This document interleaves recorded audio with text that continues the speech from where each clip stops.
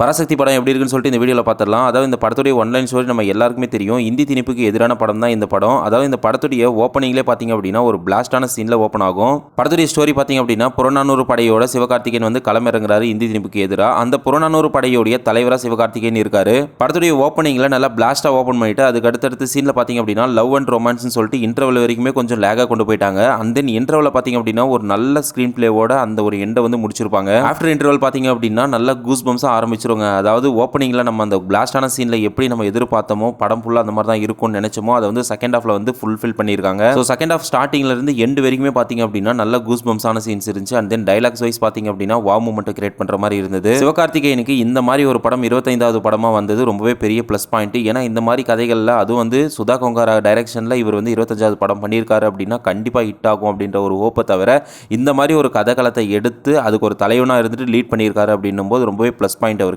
நான் ஏன் இதை சொல்கிறேன்னு பார்த்தீங்க அப்படின்னா அவருடைய வளர்ச்சி நம்ம சின்ன வயசுலேருந்து கரெக்டாக பார்த்துருப்போம். ஸோ அந்த மாதிரி வரும்போது இந்த மாதிரியான ஒரு லீட் கேரக்டருக்கு எந்த மாதிரி கேரக்டர் இருக்கணும்னு சொல்லிட்டு பக்காவாக ஆக்ட் பண்ணியிருக்காரு. நல்லா ஸ்கோர் பண்ணிட்டாரு ஆக்டிங்கில். அண்ட் ரவி மோகன் பார்த்தீங்க அப்படின்னா ஒரு நல்ல வில்லன் ரோல் கொடுத்துருக்காங்க. ஸோ அவருடைய சைட்ல இருந்து நல்ல ஆக்டிங்கில் நல்லா ஸ்கோர் பண்ணிட்டாரு. அண்ட் தென் ஸ்ரீலீலா அண்ட் ஆதரவா வந்து பார்த்தீங்க அப்படின்னா அவங்க ரோலை வந்து நல்லா பக்காவாக பண்ணிட்டாங்க. அதுக்கடுத்து மெயினாக சொல்லக்கூடிய ஒரு விஷயம் வந்து இவர் தாங்க. சேத்தன் பார்த்தீங்க அப்படின்னா அண்ணா ரோலில் வருவார். அவர் வரக்கூடிய அந்த டியூரேஷன் கம்மியாக இருந்தாலும் செம்ம மாஸ் மூமெண்ட்டாக கிரியேட் பண்ணி விட்டாங்க சுதா கொங்காரா. அவருடைய டைலாக்ஸ் அண்ட் யூனிக்கான அந்த ஸ்க்ரீன் பிளேலாம் பார்த்தீங்க அப்படின்னா அந்த காலகட்டத்தில் எந்த மாதிரி இருந்தது அப்படின்றத நம்மளுக்கு ஒரு விஷுவலில் வேற லெவலில் காமிச்சிருக்காங்க இந்த படத்தில். ஸோ அவருடைய ஸ்க்ரீன் பிளே இன்னும் கொஞ்ச நேரம் இருக்காதா அப்படின்ற மாதிரி தான் நமக்கெல்லாம் கிரியேட் பண்ணி விட்டாங்க. அந்த ஸ்க்ரீன் பிளே காமிக்கும் போது நிஜமாவே அவர் பக்காவான ஒரு ஆக்டிங்கில் அவருடைய ஸ்கோரை வந்து பயங்கரமாக பண்ணிட்டாரு. அண்ட் இந்த படத்தில் பார்த்தீங்க அப்படின்னா மெயினாக நிறைய செட் ஒர்க் போட்டிருக்காங்க. ஸோ அது நல்லாவே நமக்கு தெரியுது. ஸோ செட் ஒர்க் போட்டு நிறைய ஆக்ட் பண்ணியிருக்காங்க. ஸோ நிஜமாவே ரொம்ப எஃபெக்ட் போட்டு இந்த படத்தை எடுத்த மாதிரி தான் தெரியுது பார்க்கும்போது. அண்ட் இந்த படத்துடைய பெரிய ஒரு ப்ளஸ் பாயிண்டே பார்த்தீங்க அப்படின்னா 2 கேமியோ ரோலை இறக்கியிருக்காங்க. அதில் ஒரு கேமியோ யாருன்னு சொல்லிட்டு சிவகார்த்திகேயன் ஆல்ரெடி சொல்லிட்டாரு. ஸோ இன்னொரு கேமியோ ரோல் பார்த்தீங்க அப்படின்னா அந்த வரக்கூடிய ஸ்க்ரீன் பிளேல அந்த ஸ்க்ரீனில் வந்து பயங்கரமாக இருக்கும். ஸோ ஒரு ஒர்த்தான படத்தை எடுத்திருக்காங்க. அதாவது ஓப்பனிங், இன்டர்வல், கிளைமேக்ஸ்னு சொல்லிட்டு 3மே பக்கா மாசா பண்ணியிருக்காங்க. ஸோ நடுநடுவில் அந்த லவ் ரொமான்ஸ் சீன் மட்டும் கொஞ்சம் கட் பண்ணியிருந்தா இன்னும் நல்லாவே வந்திருக்கும் படம். அதர்வைஸ் பார்த்தீங்க அப்படின்னா இந்த படம் நல்லா பக்காவாக வந்திருக்கு இந்த பொங்கலுக்கு தகுந்த மாதிரி. ஸோ பார்க்காம இருந்தீங்கன்னா கண்டிப்பாக தேட்டரில் போய் எக்ஸ்பீரியன்ஸ் பண்ணி பாருங்க. அந்த காலகட்டத்தில் எந்த மாதிரி நடந்தது அப்படின்றது அழகாவே விஷுவலில் காமிச்சிருக்காங்க. இதில் என்னதான் அரசியல் அப்படி இப்படின்னு சொன்னாலும்